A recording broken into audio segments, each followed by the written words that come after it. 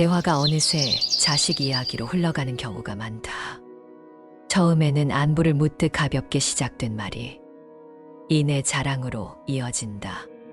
우리 아이가 이번에 큰 회사에 들어갔다네. 사위가 승진을 해서 집안이 환해졌어. 손주가 상을 받아서 학교에서도 이름이 났다네. 이런 말들은 말하는 이의 얼굴을 빛나게 한다. 자식의 성취가 곧 자신의 성취인 듯. 목소리에도 힘이 들어간다. 듣는 이들 가운데 누군가는 함께 기뻐하지만 또 다른 누군가는 마음이 서늘해지는 경험을 한다. 겉으로는 웃으며 잘 됐네, 축하해 하고 말하지만 돌아서면 오히려 마음이 더 공허해진다. 남의 자랑이 나의 부족함을 건드리기 때문이다. 특히 나이가 들수록 대화의 무게는 자연스레 자식에게 옮겨간다. 젊을 적에는 일과 사회 이야기가 중심이었다면 노년에는 자식이 모임의 화제가 되곤 한다. 그러다 보니 자식이 잘된 이는 당당하게 말할 거리를 갖게 되고 그렇지 못하다고 여기는 이는 침묵 속에서 작은 상처를 품는다. 이 대조가 모임의 분위기를 갈라놓는다. 누군가의 기쁨이 또 다른 이의 서러움이 되는 것이다. 자식이 잘된 것은 분명 부모에게 큰 기쁨일 수 있다. 그러나 그것이 반복되어 자랑이 될 때는 듣는 이의 마음을 시험하는 칼날이 된다. 부처님께서는 남의 마음을 어지럽히는 말은 결국 스스로의 마음도 흐리게 한다 하셨다. 자식 자랑은 겉으로는 남을 기쁘게 하려는 말처럼 보이지만 실은 자기 존재를 드러내려는 마음에서 비롯된다. 그래서 듣는 이는 기쁨보다 부담을 먼저 느낀다. 많은 이들이 이런 순간 마음 한쪽이 무거워짐을 경험한다. 다른 이의 이야기를 들으면서 자연스레 자신과 비교하기 때문이다. 왜 나는 저런 이야깃거리가 없을까? 왜 내 삶은 저만큼 빛나지 못할까? 이런 생각이 스며들면 기쁨은 사라지고 허전함이 자리한다. 비교는 언제나 마음을 흔든다. 다른 이가 잘 된다고 해서 내 삶이 작아지는 것은 아닌데 비교하는 순간 마음은 스스로를 작게 만든다. 있던 복도 초라해 보이고 지금 가진 행복도 빛을 잃는다. 결국 자식 자랑은 두 사람을 모두 힘들게 한다. 말하는 이는 자신의 부족함을 가리기 위해 자식의 성취를 앞세우고 듣는 이는 비교 속에서 마음이 흔들린다. 겉으로는 화기애애해 보여도 속으로는 크고 작은 상처가 오가는 것이다. 이 문제를 곱씹어 보면 자식 자랑은 단순히 말의 문제가 아니다. 자신의 삶을 어떻게 바라보느냐, 어떤 마음으로 늙어가느냐와 깊은 관련이 있다. 그래서 이 작은 대화 속에서 노년의 불안과 허전함이 고스란히 드러난다. 나이가 들면 대화의 주제가 달라진다. 젊을 때는 일과 사회의 흐름이 대화의 중심이었지만 세월이 흐르고 은퇴를 하고 나면 그 자리를 대신하는 것은 자연스레 가정과 자식의 이야기다. 특히 자신이 더 이상 사회적 성취를 내세울 수 없을 때 자식의 성취는 부모에게 또 다른 자랑거리가 된다. 내가 무엇을 했다는 말 대신 우리 아이가 이렇게 되었다는 말로 자신의 삶을 설명하고 싶은 것이다. 그 이면에는 단순한 기쁨을 넘어선 마음이 깔려 있다.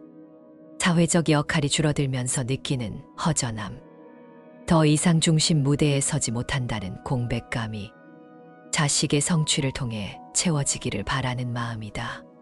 그래서 자식이 좋은 대학에 들어가면 마치 자신이 다시 한번 인정받는 듯하다. 자식이 높은 자리에 오르면 그 자리를 빌려 스스로도 여전히 빛나고 있다는 위안을 얻는다. 부처님 말씀하시되 타인의 빛을 빌려 스스로를 드러내려는 이는 결국 그 빛이 사라지면 어둠에 갇히게 된다 하셨다. 자식 자랑은 겉으로는 밝고 환한 기쁨처럼 보이지만 그 속을 들여다보면 불안과 두려움이 함께 자리한다. 혹시라도 자식이 실패하지 않을까, 혹은 기대만큼 크지 못할까 하는 불안 말이다.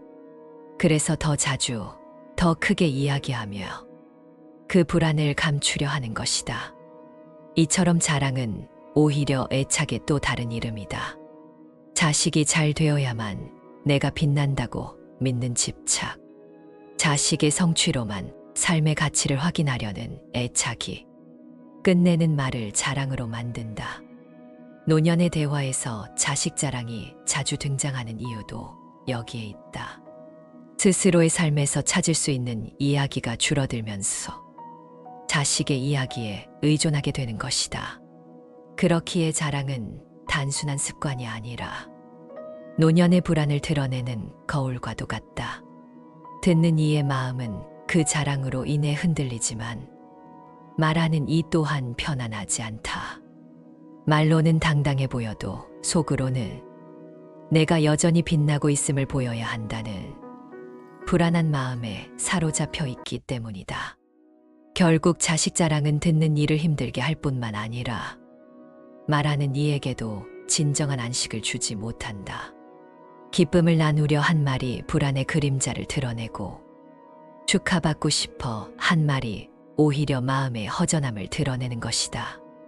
부처님께서는 남을 드러내어 스스로를 높이려는 이는 결국 자신을 더 작게 만든다 하셨다. 따라서 자식 자랑은 단순히 쓸데없다는 수준의 말이 아니다. 그 속에는 기쁨과 불안, 애착과 허전함이 뒤섞여 있다. 이 면모를 이해해야만 비교로 상처받는 이의 마음도 자랑으로 불안을 감추는 이의 마음도 함께 헤아릴 수 있다. 사실 자식 자랑은 그 자체로 나쁘다고만 할 수는 없다. 그 안에는 분명 자식을 향한 사랑이 담겨 있기 때문이다. 그러나 문제는 그 사랑이 자꾸만 비교와 과시로 흘러가면서 사랑의 본뜻을 잃어버린다는 데 있다. 진정한 사랑은 조용하다. 자식을 있는 그대로 바라보고 그들이 걸어가는 길을 묵묵히 지켜보며 마음속에서 기뻐하는 것이다. 그러나 애착이 더해지면 그 기쁨은 반드시 남에게 드러내고 싶어지고 그 순간부터는 사랑이 아니라 집착이 된다. 많은 이들이 모임 자리에서 자식 이야기를 꺼내는 것은 자식을 자랑하기 위함만이 아니다. 사실은 나 아직 가치 있는 사람이다라는 말하지 못한 외침이 그 속에 숨어 있다. 은퇴 이후에 사라진 사회적 지위를 대신하여 자식의 성취로 자신의 위치를 확인하려는 것이다. 하지만 이 방식은 오래 갈 수 없다. 자식이 잘 되면 기쁨이 크지만 혹여 기대만큼 되지 못하면 그 기쁨은 곧 실망으로 바뀌기 때문이다. 자신의 삶의 무게를 온전히 자식에게 의존한 결과다. 부처님 거듭 말씀하시길 자신의 등불을 세우지 못한 이는 타인의 불빛에 의지하다가 결국 길을 잃는다 하셨다. 자식 자랑은 어쩌면 이런 모습의 단면일지 모른다. 스스로의 삶에서 빛을 찾지 못하고 자식의 성취를 등불 삼으려는 마음. 그러나 그 빛은 자기 것이 아니므로 언제든 흐려질 수 있다. 이렇듯 자식 자랑은 기쁨의 언어 같지만 사실은 불안의 언어이고 사랑의 표현 같지만 사실은 외로움의 표현이기도 하다. 말하는 이는 그것을 드러내지 못한 채 웃음으로 포장하지만 그 마음 깊은 곳에는 나는 여전히 의미 있는 사람이다라는 간절한 바람이 숨어 있다. 따라서 자식 자랑을 단순히 쓸데없는 말이라고만 볼 수는 없다. 그 속에는 누군가 알아주기를 바라는 늙어가는 이의 안쓰러운 마음도 담겨 있기 때문이다. 그 마음을 이해할 때 우리는 듣는 이로서 상처를 줄이는 동시에 말하는 이의 외로움 또한 함께 헤아릴 수 있다. 나이가 들수록 삶의 기쁨과 슬픔은 더욱 미묘해진다. 젊을 때는 스스로 일하며 성취한 것으로 기쁨을 얻었지만 노년에는 그 기쁨의 근거가 점점 줄어든다. 자연스레 자식의 삶에 마음을 걸게 되고 그들의 성취나 평안이 곧 내 삶의 무게가 된다.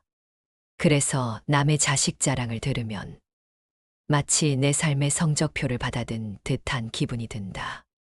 남들은 다 잘 사는 것 같고 우리 집만 뒤처지는 것처럼 느껴진다. 겉으로는 아무렇지 않은 듯 앉아 있어도 속에서는 스스로를 탓하는 마음이 일어난다. 내가 더 잘했어야 했나? 내가 부모로서 부족했나? 이런 생각들이 마음을 짓누른다. 자식의 성취가 곧 내 책임이라 여기는 마음, 자식의 실패가 곧 내 잘못이라는 죄책감이 노년의 마음을 더 무겁게 만든다.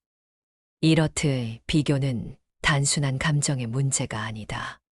존재의 뿌리를 흔드는 고통이 된다. 나 자신을 평가하는 기준을 내 삶에서 찾지 못하고 남의 자식, 내 자식이라는 외부의 기준에서 찾기 때문이다. 부처님 말씀하시되 남과 자신을 비교하는 이는 끝없는 그물에 걸려드는 것과 같아 벗어나려 해도 벗어날 수 없다 하셨다. 그 말씀이 곧 지금의 우리의 모습이다. 누군가의 자랑이 곧 내 결핍을 드러내는 거울이 되어 나를 올가매는 것이다. 비교는 스스로를 더 작게 만들고 이미 가진 복조차 보지 못하게 한다. 많은 이들이 자식 자랑을 들은 후 밤에 누워 생각이 멈추지 않는다. 웃으며 넘긴 듯 했지만 머릿속에는 자꾸만 비교의 그림자가 들이운다. 자신의 자식이 못난 것도 아닌데 남의 이야기를 듣는 순간 덜 빛나 보이는 것이다. 이것이 바로 비교가 가진 잔혹함이다. 사실은 아무 일도 일어나지 않았는데 내 마음이 스스로를 가두어 괴롭게 한다. 남의 기쁨을 축복하기는커녕 내 삶의 결핍으로 받아들이게 되는 것이다. 이렇게 마음이 흔들리면 삶 전체가 불공평해 보이기 시작한다. 나는 왜 이렇게 살아야 하나? 세상은 왜 나에게만 인색한가? 억울함과 서러움이 더해지고 그 감정이 오래 남아 마음의 짐이 된다. 이렇듯 남의 자식 자랑이 불편한 이유는 단순히 듣기 싫어서가 아니다. 그 말이 내 삶의 빈자리를 건드리고 내가 애써 감추어 두었던 서러움을 끄집어내기 때문이다. 그래서 불안은 자식 자랑을 통해 드러난다. 누군가는 자식을 자랑하며 불안을 감추고 누군가는 그 자랑을 들으며 불안을 드러낸다. 결국 모두가 같은 불안 속에 있는 것이다. 사람의 마음은 늘 비교 속에서 흔들린다. 남보다 낫다고 여기면 교만이 일어나고 남보다 못하다고 느끼면 열등감이 솟구친다. 교만도 괴로움이요. 열등감도 괴로움이다. 둘 다 마음을 병들게 하는 뿌리이기 때문이다. 부처님께서는 남과 겨루며 스스로를 세우려는 이는 결국 끝없는 다툼 속에 산다 하셨다. 진정한 평안은 남과 겨루어 이기는 데 있지 않고 스스로의 길을 곧게 걷는 데 있다고 말씀하셨다. 자식 자랑을 듣고 마음이 무너지는 까닭도 이 다툼의 마음 때문이다. 내 삶을 있는 그대로 보지 못하고 남의 삶을 잣대 삼아 재기 때문이다. 그러나 인생은 서로 다른 밭과 같았어. 같은 씨앗을 뿌려도 다른 열매가 맺히는 법이다. 부처님 거듭 말씀하시길 모든 존재는 각자의 업을 따라가며 그 누구도 대신할 수 없다 하셨다. 자식은 부모의 분신이 아니라 자신만의 인연과 업을 따라 살아가는 존재다. 이 말씀을 깊이 새겨보면 남의 자식이 잘 되었다는 사실이 곧 내 삶을 평가하는 잣대가 될 수 없음을 알게 된다. 또한 내 자식이 어떤 길을 걷든 그것이 곧 내 잘못이나 공적이 될 수 없음을 깨닫게 된다. 이 깨달음이 자리할 때 비교심은 서서히 사라진다. 남의 자랑이 내 마음을 흔들지 못하고 내 삶의 자리는 스스로 지킬 수 있다. 부처님 말씀하시되 스스로를 존중하는 이는 남의 칭찬과 비난에 흔들리지 않는다 하셨다. 존중의 눈으로 자신을 바라볼 때 비교는 더 이상 힘을 쓰지 못한다.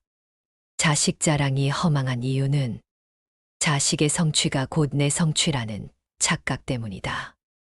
그러나 부모와 자식은 인연으로 만난 존재일 뿐 서로의 삶을 대신 살아줄 수 없다. 따라서 자랑은 결국 공허한 메아리에 지나지 않는다. 진정한 부모의 기쁨은 남에게 자랑하는 데 있지 않고 자식이 자기 길을 바르게 가는 것을 묵묵히 지켜보는 데 있다. 그 길이 크든 작든 상관없이 그 자체가 소중하기 때문이다. 그리고 더 큰 깨달음은 여기 있다. 남의 자랑이 내 마음을 흔들 때 그 불편함을 일깨움의 거울로 삼을 수 있다는 사실이다. 왜 나는 그 말에 흔들리는가? 무엇이 내 마음을 무겁게 하는가? 스스로 물을 때 비교심과 집착이 드러나고 그것을 내려놓을 힘이 생겨난다.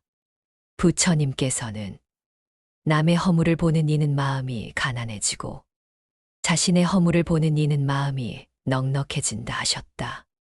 자식 자랑을 듣고도 평안한 이는 남의 삶을 허물로 보지 않고 자신의 마음을 돌아보기 때문이다.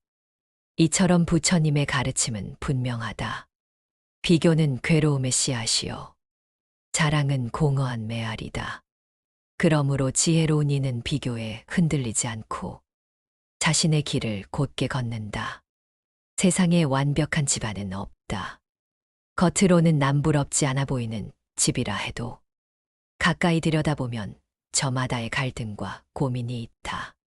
잘난 자식이라 불리는 이들도 그 속에서는 똑같이 삶의 무게를 짊어지고 자신만의 고통을 안고 살아간다.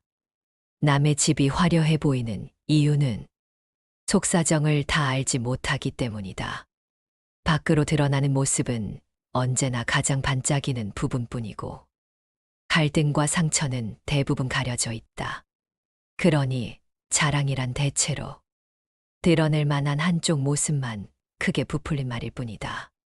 부처님께서는 아무리 화려해 보여도 그 안에 괴로움이 없는 줄로 여기지 말라 하셨다. 이 말씀처럼 자식 자랑이 아무리 찬란하게 들려도 그 안을 다 알지 못하면 절대로 판단할 수 없다. 누구나 삶 속에 아픔과 갈등이 있지만 자랑하는 이는 그것을 드러내지 않고 오히려 더 가리고 싶어 한다. 그래서 더 크게 말하고 더 자주 내세우는 것이다. 생각해보면 정말 마음이 평안한 사람은 자랑할 필요가 없다. 조용히 기뻐하고 묵묵히 감사할 뿐이다. 반대로 자꾸만 자랑을 늘어놓는 것은 그만큼 불안이 크다는 증거다. 남들이 알아주지 않으면 스스로도 안심하지 못하기 때문이다. 이 사실을 알게 되면 남의 자식 자랑이 그리 부럽게 들리지 않는다. 겉모습은 화려해 보여도 그 안에서는 똑같이 인간의 고민과 갈등이 흐르고 있음을 알기 때문이다. 모든 집마다, 모든 자식마다 자신의 몫의 짐을 지고 산다. 그 사실을 알면 비교할 이유가 사라진다. 부처님 말씀하시되 남의 허물을 보려는 이는 끝내 스스로의 허물을 가린다 하셨다. 자식 자랑 속에 허물이 없을 것처럼 보이지만 사실은 드러내지 않았을 뿐 존재하는 것이다. 그러니 남의 빛에 마음이 흔들릴 필요가 없다. 현실을 바로 보는 지혜란 겉모습만 보고 판단하지 않는 데 있다. 자랑 뒤에 숨어있는 불안을 헤아리고 화려함 뒤에 감춰진 갈등을 짐작할 수 있을 때 비교심은 힘을 잃는다. 오히려 연민이 생기고 자랑하는 이를 이해하는 마음이 생긴다. 이것이 삶을 바라보는 바른 눈이다. 자랑에 흔들리지 않고 겉모습에 속지 않으며 내 삶을 있는 그대로 존중하는 것. 그 길 위에서 비로소 평안이 싹튼다. 자식 자랑을 들을 때마다 마음이 흔들린다면 그때 필요한 것은 상대를 미워하거나 피하는 것이 아니다. 오히려 자신의 마음을 단단히 세우고 삶을 바라보는 눈을 바꾸는 것이다. 첫째로, 남의 자랑을 비교가 아닌 관찰로 듣는 것이다. 남이 하는 말을 들을 때, 저 사람도 저렇게 불안을 감추려 하는구나. 겉으로는 빛나 보이지만 그 안에도 사연이 있겠지. 이렇게 관찰하는 눈으로 보면 비교심은 잦아들고 연민이 생긴다. 부처님 말씀하시되, 지혜로운 이는 남의 허물을 보기보다 스스로의 마음을 살핀다 하셨다. 남의 말이 곧 내 삶을 흔드는 잣대가 되지 않도록 스스로를 돌아보는 것이 첫걸음이다. 둘째로, 내 삶의 중심을 자식이 아닌 나 자신에게 두는 것이다. 노년의 기쁨은 자식의 성취가 아니라 내가 오늘 어떤 마음으로 살아가는가에 달려 있다. 작은 산책 한 번에도 감사할 수 있고, 이웃과 나누는 따뜻한 인사에도 기쁨이 있다. 이 일상이 쌓일 때 삶의 무게가 가벼워진다. 셋째로, 내가 가진 것의 가치를 다시 보는 것이다. 남의 자랑을 들으며 잃은 기쁨은 내 삶의 소중함을 바라봄으로써 다시 회복할 수 있다. 이미 곁에 있는 가족, 오랜 인연, 그리고 지금까지 걸어온 세월 자체가 값진 것이다. 이것을 보지 못하면 아무리 큰 성취도 공허하다. 넷째로, 말의 태도를 바꾸는 것이다. 남의 자랑에 상처받았다면 나 또한 누군가에게 그런 상처를 줄 수 있음을 알아야 한다. 그러므로 내 입에서 나가는 말은 상대의 마음을 세워주는 말, 위로가 되는 말이 되어야 한다. 그때 내 삶도 함께 밝아진다. 부처님께서는 남을 세우는 말은 스스로를 세우는 말이며 남을 무너뜨리는 말은 결국 자신을 무너뜨린다 하셨다. 마지막으로, 비교 대신 감사의 마음을 기르는 것이다. 남의 자식이 잘 되는 것은 그들의 복이고 내 자식이 살아가는 모습은 그 나름의 인연이다. 비교하지 않고 감사할 때 마음은 잔잔한 호수처럼 고요해진다. 고요한 마음에서만 진짜 기쁨이 자라난다. 이 5가지는 결코 멀리 있는 것이 아니다. 모두 오늘 당장 실천할 수 있는 작은 태도다. 남의 자랑이 내 마음을 흔들 때마다 곧장 떠올리고 적용할 수 있다. 그때 비교의 마음은 점차 힘을 잃고 내 삶은 더욱 단단해진다. 인생을 돌아보면 누구나 크고 작은 자랑거리가 있었고 또 감추고 싶은 아픔도 있었다. 젊을 때는 성취와 실패가 모두 자신의 몫이었기에 자신의 이야기로 웃고 울 수 있었다. 그러나 나이가 들면 사정이 달라진다. 사회에서의 역할이 줄어들고 말할 수 있는 이야기가 차츰 사라진다. 그 빈자리를 대신하는 것이 바로 자식의 이야기다. 그래서 누군가는 자식의 성취를 빌려 기쁨을 나누고 또 누군가는 그 말을 들으며 마음이 흔들린다.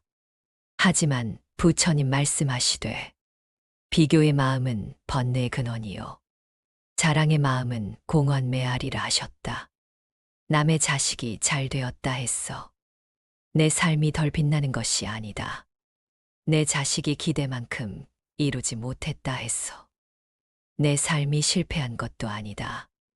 모든 존재는 각자의 인연을 따라가는 것이며 그 누구도 대신할 수 없는 길을 걷고 있는 것이다. 그러므로 남의 자랑에 흔들리는 것은 결국 내 마음이 스스로를 가둔 것이다. 자랑이 본래 힘이 있어서가 아니라 내 마음이 그것을 잣대로 삼아 나를 평가하기 때문이다. 이 진리를 알게 될 때 비교의 쇠사슬은 끊어지고 마음은 자유로워진다. 부처님께서는 스스로의 등불을 세운 이는 남의 불빛에 흔들리지 않는다 하셨다. 자신의 삶을 존중하는 이는 남의 칭찬과 비난에도 마음이 요동하지 않는다 하셨다. 그러니 이제는 외부의 말에 마음을 빼앗기지 말아야 한다. 남의 자랑은 바람처럼 스쳐가는 소리일 뿐. 그 바람을 붙잡아 마음에 쌓아둘 필요가 없다. 중요한 것은 내 삶의 자리, 오늘 내가 어떻게 살아가고 있는가 하는 것이다. 삶의 기쁨은 멀리 있지 않다. 오랜 친구와 나누는 따뜻한 한마디, 손주가 건네는 작은 웃음, 스스로 끓여 마시는 따뜻한 차 한 잔에도 충분히 기쁨이 깃들어 있다. 이 일상이야말로 비교할 수 없는 나만의 복이다. 자식 자랑을 들을 때 마음이 흔들렸다면 이제는 그것을 일깨움의 거울로 삼아야 한다. 나는 무엇에 마음을 빼앗기는가? 내 삶의 중심은 어디에 있는가? 스스로 물을 때 비교의 마음은 힘을 잃고 내 삶은 더욱 단단해진다. 결국 노년의 평안은 자식의 성취에 있지 않고 남의 말에 흔들리지 않는 단단한 마음에 있다. 그 마음을 세운 이는 어떤 자리에서도 평온히 앉아 있을 수 있다. 세상은 언제나 흐르고 변한다. 오늘의 성공이 내일의 보장이 되지 않고 오늘의 어려움이 내일의 실패를 뜻하지 않는다. 인생은 고정된 모습으로 머무르지 않고 늘 새로운 모양으로 이어져 간다. 잘 나가던 이가 한순간에 무너질 때가 있다. 모두가 부러워하던 집안도 예상치 못한 고난을 만나 흔들릴 수 있다. 반대로 아무도 주목하지 않던 이가 세월이 흐르며 빛을 드러내기도 한다. 이렇듯 인생은 길고 그 끝은 끝까지 가보아야 알 수 있다. 부처님 거듭 말씀하시길, 세상 모든 것은 무상하여 한 모습으로 머무르지 않는다 하셨다. 영원히 잘 나가는 것도 없고 영원히 못 나가는 것도 없는 것이다. 그런데도 사람들은 지금의 한순간만을 붙잡아 자랑하려 하고 비교하려 한다. 그러나 현재의 모습은 그저 흐름 속에 잠시 머무름일 뿐이다. 바람이 잠시 잦아드는 것과 같고 구름이 잠시 모여드는 것과 같다.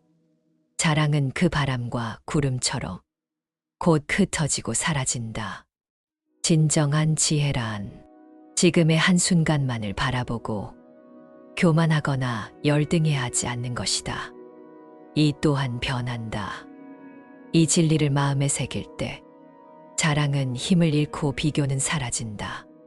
부처님께서는 자랑은 어리석은 이의 장식일 뿐, 지혜로운 이는 스스로를 닦을 뿐이라 하셨다. 남 앞에 드러내는 말은 바람처럼 흩어지지만 스스로 닦은 마음은 세월이 흘러도 무너지지 않는다. 그러므로 자식 자랑에 마음을 빼앗길 까닭이 없다. 그것은 잠시의 소리에 지나지 않으며 진짜 삶의 가치는 내가 오늘 어떤 마음으로 살아가고 있는가에 달려 있다. 남이 자랑하는 동안 나는 오늘 감사한 일 한 가지를 세어본다. 남이 비교하는 동안 나는 내 삶의 평온 한 가지를 지켜본다. 이것이야말로 흔들리지 않는 복이며 자랑이 감히 따라올 수 없는 진짜 기쁨이다. 오늘 이 말씀을 마음에 담는 이는 남의 자랑에 억울해하지 않고 남의 비교에 흔들리지 않는다. 그 대신 스스로의 삶을 존중하며 작은 기쁨 속에서 큰 평안을 얻는다. 이 이치를 깨우치면 자랑이 힘을 잃고 비교가 사라진 자리에 참된 평온이 깃들 것이다.